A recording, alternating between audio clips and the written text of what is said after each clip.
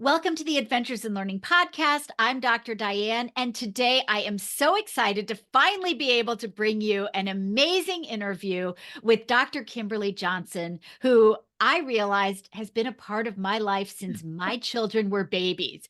I have her very first book, Itty Bitty Bunny, that she signed for my Miranda when Miranda must have been maybe a year old. And since then, this woman has gone on to become one of the leading lights in the world of education today. Wow. She is truly incredible. She's got a message of hope and a message of how to improve teaching. She works with the King Center and has a new book out with Dr. Bernice King. She has taught at Harvard and Clemson and Clinton College, and she is a in-demand keynote speaker everywhere. I got to hear her last year, and I'm so excited that our speaking circuits are going to align again this spring. Please welcome Dr. Kimberly Johnson to the show. Yay. Thank you so much. I am so humbled by that wonderful introduction because, I always tell people I'm out here like everybody else hitting this concrete every day, trying to make a difference in the world. So, as long as we can continue to do that, all that other stuff sounds great and grand. But, the work is what we do every day, impacting and changing lives. So, thank you for bringing these messages to people so they know that there are people out there still working. They may not see and know what we do every single day, but knowing that there are people out there really working for our children and our families. So thank you. You're welcome. I heard you speak at the Southern Early Childhood Association last year in Chattanooga, Mhm. and you blew me away at the way that you captured this room of early childhood educators and got them excited and empowered about what they do and why it's important. Can you share a little bit about what you think are the most important things that you think teachers need to hear today? I think the number one thing that teachers need to know is that their work matters. Everything has changed, it seems, in the last 4 or 5 years. I mean, we've really just kind of taken a tailspin with the world. And I think teachers need to know that their work is important, that they matter, and that even when they're frustrated, they are still doing powerful and wonderful things. And I think sometimes they just need to be reminded to do this, to pat themselves on the back and just know that they are doing things in the world that can change families' lives, communities' lives, and even their own lives. Because as an educator, my eyes are open every single day with things that either the children say or people say that just remind me of what I need to do or who I am. So I think just be empowered. If you don't get it from somebody in the community or in the school, pat yourself on the back and say, I did it today. And one of the things I noticed that you did with the teachers is you were able to encapsulate your philosophy in acronyms, things that Yeah. were easy for people to remember. Share your favorite one. Okay, so I have a friend of mine. She calls me an acronymologist. I don't even know if that's a word, but it sounds good. Oh, there's so many of them. Oh, Dr. Diane. I don't know. I have a lot. Moving forward toward success, FORWARD, everyday coaches, COACHES. Um, Education a mandatory mission. That's for my longer sessions, the more mandatory. But I would probably say coaches is one of my favorites because I think every single one of us, it doesn't matter what your profession is, you are a coach to somebody in their life. You are somebody who can motivate and inspire anyone. So I think we all are coaches. So I would say educators and community as coaches. And coaches stands for communicator, communicating, making sure that we're having those conversations because so much gets lost in translation if you are not communicating appropriately or you just assume people are going to understand what you're thinking or feeling. So we've got to really be able to vocalize and verbalize, overcoming obstacles. We've all had some things in our lives, and I tell people all the time that if you meet somebody who says they've never gone through anything, you might want to double check those resources sources and references on that, because I think all of us at one point or another has gone through something that may present itself as an obstacle in our lives. So really understanding how to do that. A is attitude. What is your attitude? That's really the crux of it all, is that if you've got the right kind of attitude, you can overcome obstacles even when it doesn't seem like you can. Those That right kind of attitude can push you into a different frame of mind.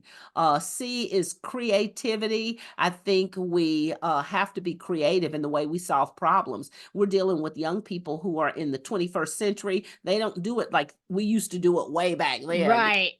It's different kind of attitude and mindset. So I think being creative in the way we interact and creative in the way we problem solve is important.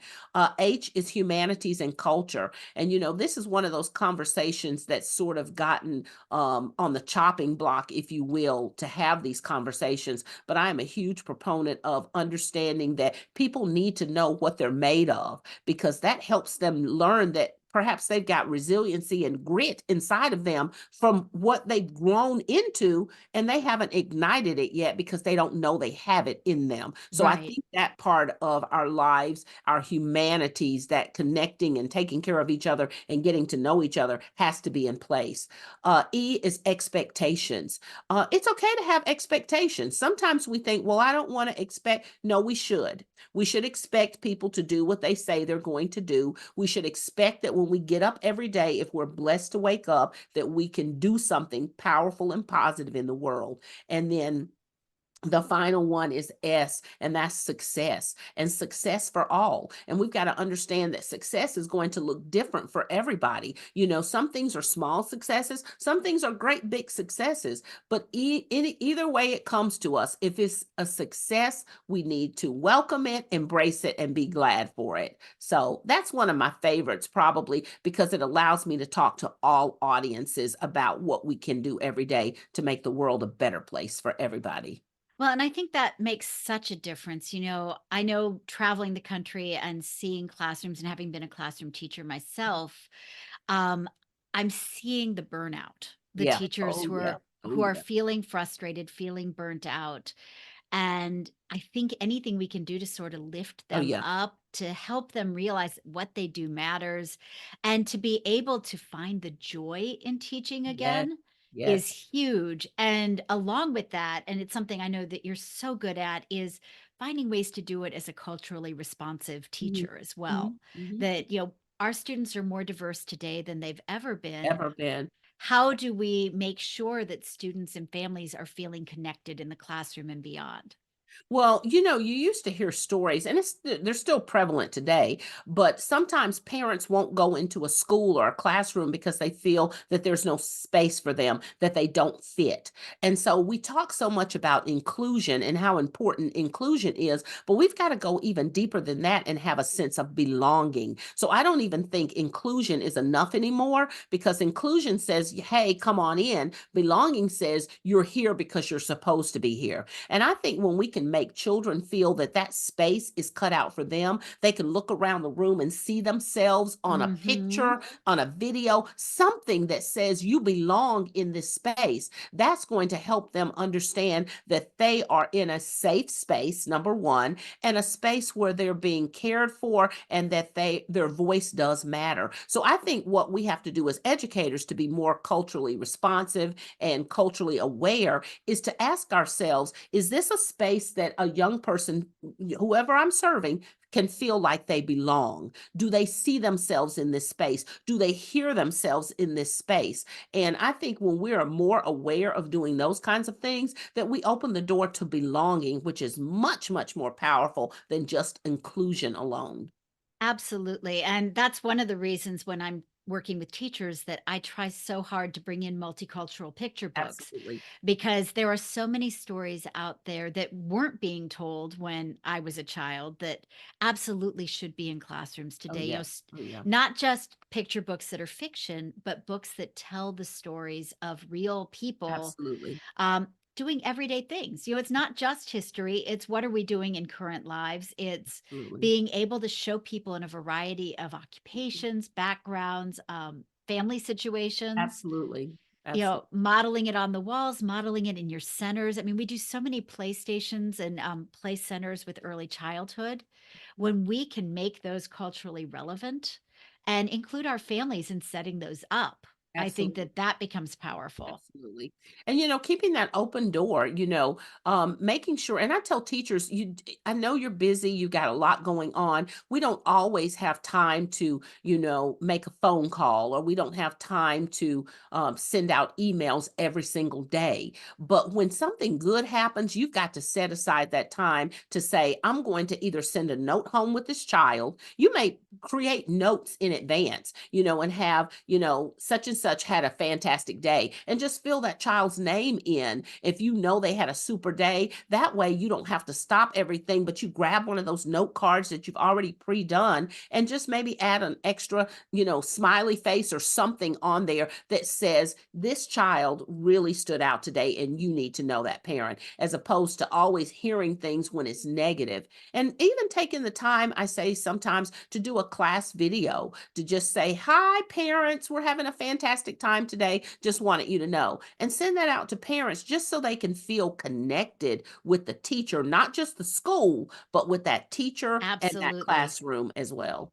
At parent pickup, one of the things that we used to do is we always finished the day on our little playground. And Mm. so the assistants would watch the children and make sure that they were playing safely. And myself and the other lead teacher, we would make sure that we were the Oh, ones great. taking the kids and putting them in the car. And the rule was that during that time, that was your brief interaction with the parents. Uh-huh. You told them at least one good thing their Oh, kid had done good. during the day. Mhm. And that way they built that connection. We also had sort of our own private class photo pages Mhm. that the parents opted into Oh, so yeah. that as we took pictures, they were posted just for the parents so that they could see what was going on in the class. But the thing I loved most was finding out what my parents did and Mhm. inviting them to come in and talk to the Oh, kids. And yeah. so we would work in spaces where we could fit anybody in and figure out how to make it work. Oh, yeah. Oh, yeah.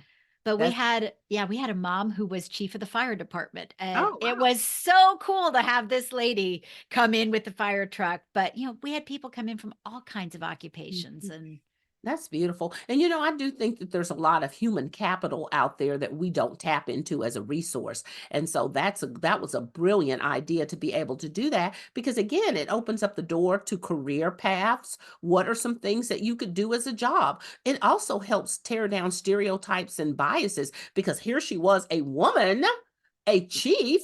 That's pretty cool. yeah, Even for me as exactly. an adult, I think that's pretty cool. So being able to let young people see that stereotypes and biases about certain people or demographics is not always true. Sometimes you'll hear and see things, and you start storing that information, and that becomes that unconscious bias that we've got to be aware of, and those blind spots that we got to be aware of, because children get blind spots too, and they start making those comments. And so we've got to just be aware of what they're hearing and what they're seeing, and try to tear down those anytime we hear it and see it, and know that it's not appropriate for the space.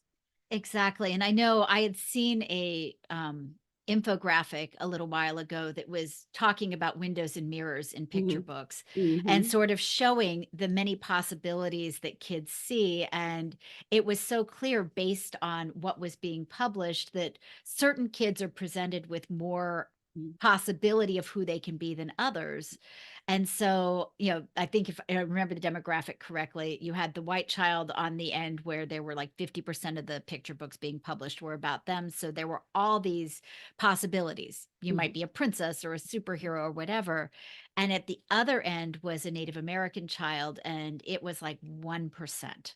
And Wow. so they showed the infographic is just like a fragment of a mirror. And so often what you're seeing is literally historical at best. Hmm. Hmm. Hmm. And so it got me thinking about it's not just providing windows and mirrors, it's really seeking out possibilities and Absolutely. showing all the different things that are possible, that you're not limited. Mhm. And you know what? That's so beautiful because that's all we need to do every single day. But I think sometimes people are afraid of what that looks like and they're afraid of what that means. Can I control the narrative if I start hearing all these narratives? And so I think we've got to, as adults, be more aware of what our children need in order to thrive and be productive in a diverse world because we're not living in a space where, I mean, when I was a little girl growing up, in all honesty, black people lived on one side of the town, white people lived on the other side of the town. And that's just how it was. I grew up in the deep South.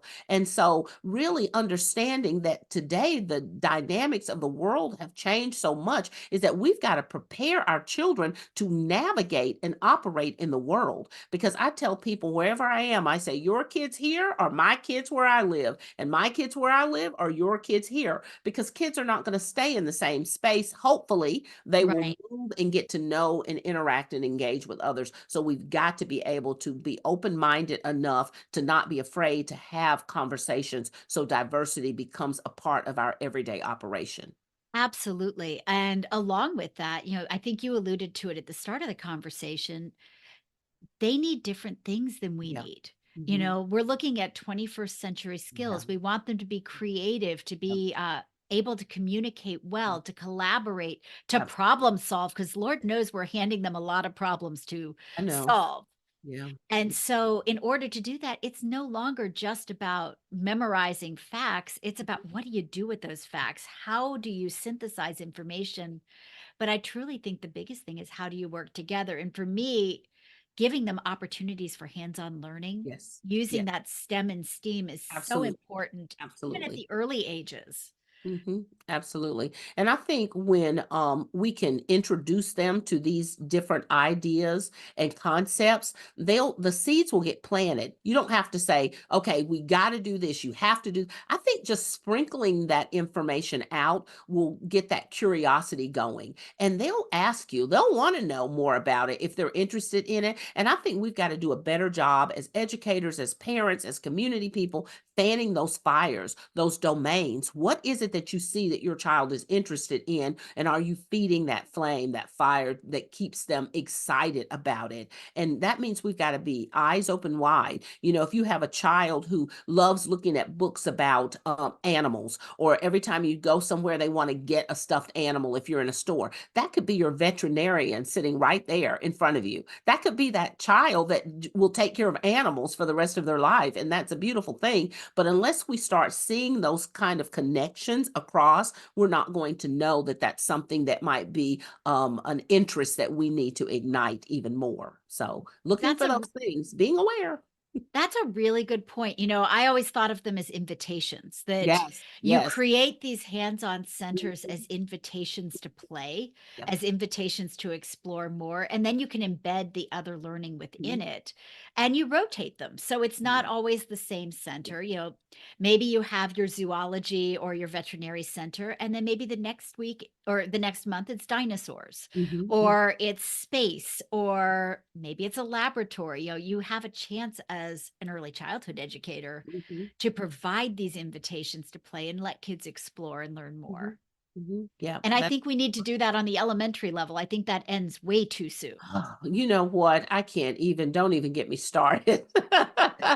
But yes, we need to continue these ideas, this creativity. But I think a lot of that has to do with the way things are set up in elementary as we start moving kids more towards the academic realm, which is powerful. We've got to do that. But at the same time, I think we take away that creative energy that can come with the academic side because now all of a sudden it's here is what you have to know, that content. We've created more of a sit and get environment where kids are required to sit and get information. And I tell people all the time the best way to learn is to move. But again, if you're afraid of what that movement throughout a classroom setting looks like, you're going to keep those kids in the seats because you're afraid of getting them up. I love it. I want them all over that room, and you Same. got to be able to be a good teacher so that when time comes for them to come back, that's that management skill. And so I think even as we are training our educators is teach them how to be great classroom managers. Yes. And when I say manage that classroom, yes, but behaviors, no. I don't think we need to manage behaviors. We need to teach our children how to modify their own behaviors, manage the classroom and modify behaviors. And I think when we can do that, it allows everybody to have a good balance in that space. I always sort of had this circus analogy in my head where I thought of being a classroom teacher as being the ringleader, that Mhm. you've got these different Oh, rings going on of movement and of action and excitement. And your job is to be aware, to keep an mhm. eye on things, and to facilitate to make sure that everybody's getting a chance to play. But you're Absolutely. right. The kids, you want the kids to have the executive function to be able to manage their own behaviors. Absolutely, absolutely. And then when we can do that, I just think that they learn how to take those skills into real life, because I often say if we start managing behaviors in elementary, managing behaviors in middle school, managing behaviors in high school, who's going to manage after? You Right. think about that they're not prepared to be adults. And so many of our young people now are not prepared for adulthood because of some of the things that we as educators, as parents, as community people have done in the process, as opposed to giving them that autonomy to allow them to learn to fall down, because that's a fact of life. You're going to fall down sometime, but giving them that safe space to bounce back up and know that there's somebody there to help in case they need it, but allowing them to build that autonomy. And we've got to start doing that early, early, early, early in order for them to process it and grow with it. And failure. Failure is such an important thing Yep. because you have Yep. to fall down, Yep. and life doesn't always work that everything is glorious and rosy. Isn't that the truth? I know. And I think sometimes we plant these seeds of misconception that it is, or that if you make a mistake, I'll fix it for you. But the reality is that I don't know if we're building our kids to be able to bounce back and to be resilient and to tap into that grit if there's always somebody there to catch them when they fall. No, I certainly am not saying that kids need to fall down and not be able to have assistance when they need it. But I think there's something called safe risk, and those safe risks have to be taken. And unless we teach them how to do that, they're not going to know what life is going to throw at them, because we can't be out there navigating every process that comes their way. So they have to be prepared. No, absolutely. And you shared something with me last week or last year, your positive parenting guide that your students at Clemson came Oh, up yes. with. Oh my gosh, oh my gosh, oh my gosh. It's amazing. It started as just a small project, a classroom assignment that grew and grew and grew. But my kids are just so amazing, and they're so committed to youth development that when we got into the project, they came up with so many great ideas that I said, you know what, we need to be able to put this out here in a space that other parents can get it. So it just started growing, and it turned into 126 practical parenting tips. And what I'll do is I'll make sure you get that link. Just make sure that your amazing audience, gives Clemson students the credit for it. But we want it to be out in the mainstream because we've got to be able to create information that's grounded in good research, but it's practical. That's common sense stuff that you need to know on how we can better assist parents and help them navigate this process, because it's a tough process in some cases. Well, and that's what I was thinking as we were talking is I would love to drop that link in the show Absolutely. notes Yeah. because I've shared it with my students, and I Okay. think it's a practical way, again, as we're building those connections with families. Mhm. These are some of the things that you can do, but also teachers, I would Mhm. suggest reading this document as Yep. well, because Yep. there were some practical things that you can bring into that classroom management side of things as Mhm. well. And what I love about it too, and this was accidentally on purpose, is that when you read some of the content that they have, as you're looking at it, you can brainstorm activities around that. You're like, okay, well, I could do this, and that could be an activity. So there's so many spaces throughout the document where you can read it, and teachers could come up with activities they could do in the classroom setting. Parents could come up with activities that they could do at home with their children based on just tips from this guide. So they did a lot of work, but that's really, you were talking about the experiential. That's really what I try to do with all of the students that I teach, is to teach them how to build items, permanent products that can be used in the mainstream, so that we're not just doing assignments to check off boxes, but really doing beefy information and content that can be utilized every single day. That's really what this process is. Yeah, I mean, teachers need to learn now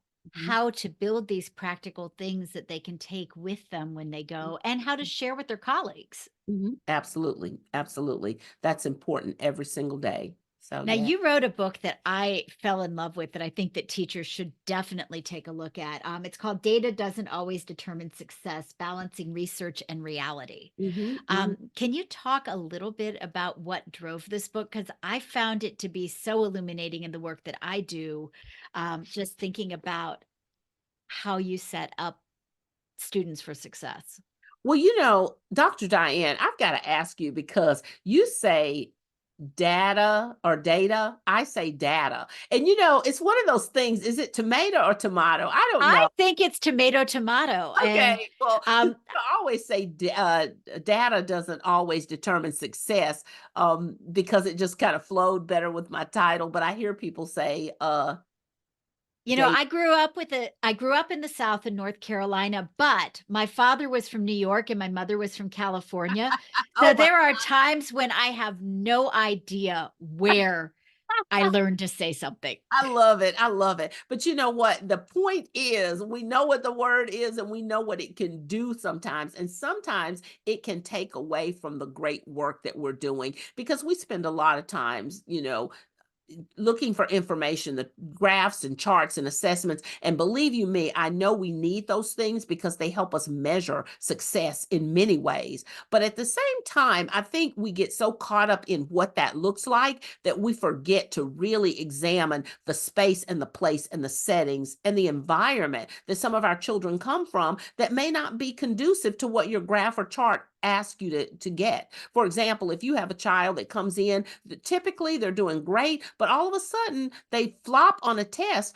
I can't look at that moment of that flopping of the test and say they're not able to do this work, because there could have been so many mitigating factors, so many other stuff, other things that kept them from getting that test aced. So I think we've got to have a good balance and say, I've got to know my children well enough to know if there are any things that aren't where they should be. Because the more you get to know your students, your environment, you're going to know if something's not right or something's off that day. So you'll be able to address those factors even better. But I think we've got to get back to building good, strong relationships, getting to know our children, and finding those other measurements of success, because I'm a terrible test taker. Yes, I am an author, I'm a writer, I'm an educator, but I do not like taking tests. I'm going to be honest with you. I mean, I do okay, but believe me, the anxiety and the angst creep up. So I just don't think that that's the only way we can measure. I think we've got to find other things. I tell teachers all the time, when you ask a question, exit tickets, if you got 20 hands going up, guess what? That's data, because you are showing that they learned something from the time you started. When you asked that first question and no hands went up, to now you're asking that question again and all the hands go up, that tells you that they learned something in that space. So I can measure those kinds of things. If I have a child who doesn't participate one day, but then they're starting to build relationships, other kids are making them feel welcome, that sense of belonging is there, that's data. Then they're going to participate more. So we've got to start looking for other things, not just metrics and numbers and charts, because they're important, but we also need other things to help us see the success of our children and our families. And when I did preschool again, one of the things I used the PALS testing with my Uh-huh. guys. But the piece I loved the most was at the beginning of the year, I would have them draw me a picture of themselves and write their name. And we did that periodically through the year. Mhm. And I could tell so much about the kids from what they put in the picture. Are they grounding it? Is there a top and a bottom? Are Mhm. we starting to write our name? What features are we using? And just from that little piece of Absolutely. observational data, I was able to tell a lot about where my kids were as we were looking at getting ready to read. And there were other pieces that, of course, we were assessing. And I did a lot of observational assessment. We do small groups, and I'm paying attention to every kid going, Oh, yeah. okay, you got this. You didn't. Let's go back and circle back and spend a little more time on playing some games about what is this letter sound. Right. But, it's learning how to hold those pieces while holding the humanity of your kids as Oh, well. absolutely. Absolutely. But that book pretty much talks about how I got here because, by all definitions of the word, I should not be here because I grew up with grandparents who could not read or write. My grandmother had about a third grade education, my grandfather, none. And it wasn't because they didn't love education, but during the time they were growing up, you had to stop going to school and help take care of the farm. That's just how it was. But my grandfather was determined. He's like, these kids are going to learn. My grandkids are going to get an education. And so that was really what my foundation, family foundation was rooted in. And so it just talks about how there were so many other things, that intrinsic motivation, that self-determination, those kinds of things were planted in me early. And I think even when I fell down, because I failed along the way, that thing inside of me was able to push me back up and try again. And I heard these constant reminders through that structural thinking. You got this, you can do it. Don't doubt yourself. Just hearing those messages from my family, my community, it just kept me going. And it's like I didn't know I couldn't. So I did. Yep. And boy, have you done. Oh man, it still work though. Every day I'm still questioning myself sometimes because I think that's a part of human nature. But there's something inside of me that just keeps pushing me. And I know it was because those seeds were planted so early in my life. And when I say early, I'm talking about kindergarten and probably even before, but about as far as I can remember before.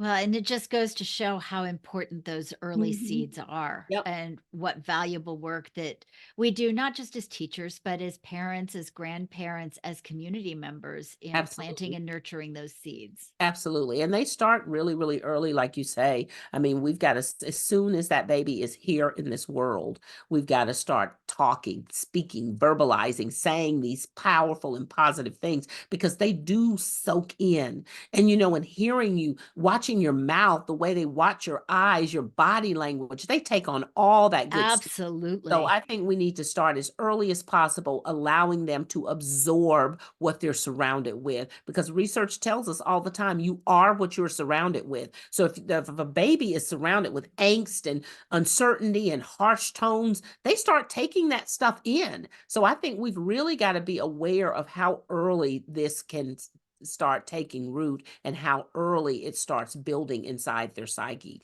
No, I think you're right. That seems like it's actually a great place to transition into some of the work that you're doing with the King Center and particularly your new book with Dr. Bernice King. Can you tell us about that? Yes, that was just been an incredible journey for my life. Dr. Bernice A. King, she's the last living daughter of Dr. Martin Luther King Jr. She is a powerhouse. And when I say to you that she is committed to this HEART work that her mother and father have set into motion, she just continues to press how important it is to live in this nonviolent realm and to create a beloved community where everybody can thrive. And so when I've been with the King Center, I want to say about 11, 12 years now. I went there all that time ago to write a book with Dr. King, and it just happened the last year and a half that we were able to get that done because there were so many other projects that she was engaged and involved with. And we just wanted to make sure the timing was right and that the message was strong and right. And so, just following her great leadership, we were able to get this book out. The book is called It Starts With Me. And as you can see, this is our main character here, Amora, and she has a shirt on that says Be Love. And the concept behind that from Dr. King is that, love is an action word. It's not a feeling, it's not an emotion just. It is an action word. So to be love is a command. It is a call to action to go out and continue to be the change agent for the world. So this book is powerful because her message is that we can teach all of this all day long and they have great training programs, but it starts with me. I've got to have the mindset that I want to see this change, that I want to see this beloved community created. And then I've got to go out and do the work. If I don't do the work, it's not going to happen. So that's an important part of this message as well. So that book sounds incredibly powerful. Can you share a favorite page with us or a favorite section? Yes, I love this page because this is a page that, Dr. King often says, and she got this quote from her mother, and she reminds us in meetings and trainings, and just when she goes out into the community.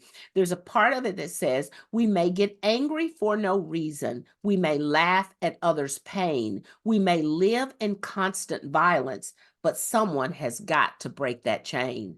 So, yes, it will start with me.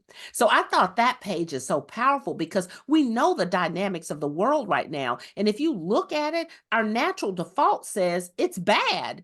How Right. do we make this any better? It's like there's everywhere you turn, there seems to be violence, there seems to be discord, there seems to be that disconnect. But right here it says, but someone has got to break the chain. That means that there's somebody out here among all of us wonderful human beings that can say, no more.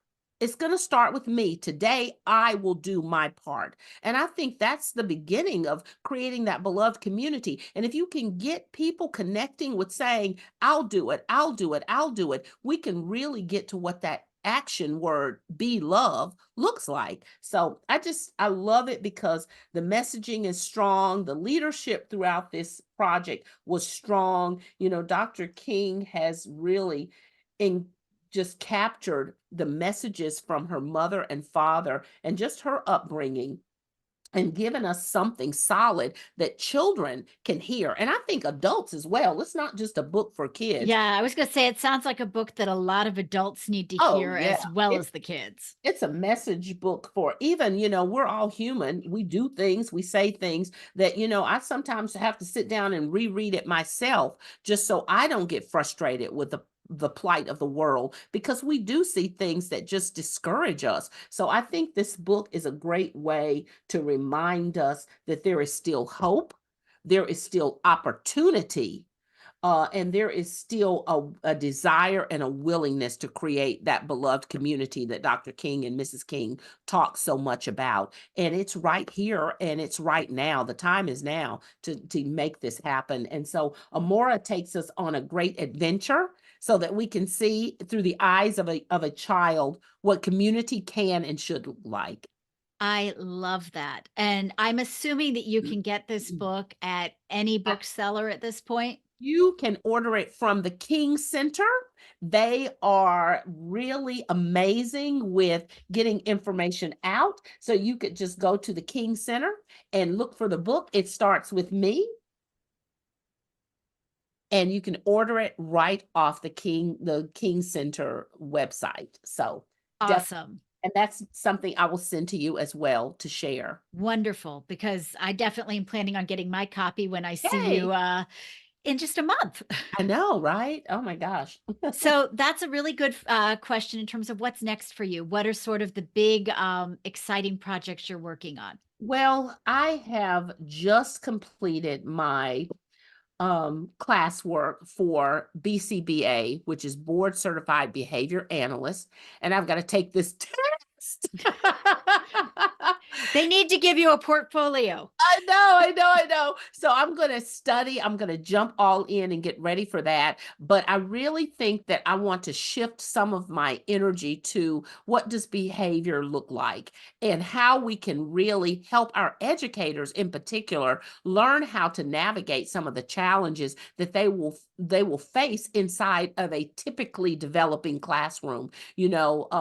Behavior is something that all of us do. Every single thing we do, this is a behavior. This is a behavior. This is a behavior. So I think when we understand that every single thing that we do is wrapped around understanding behavior, it will help us figure out how to help our young people modify their behaviors, because that's what we're talking about. So just knowing and understanding better, I think that we've got to figure out ways to keep kids in the classroom more as opposed to sending them out for behaviors. And I certainly am not saying that teachers should deal with things that just can't be handled in the classroom, but some things I think we can handle if we understand behaviors a little bit more. And really, what positive reinforcement looks like, that is a powerful tool. When you reinforce children in positive and productive ways, Mhm. even the teeny tiny ones, our littles, you can empower them just by being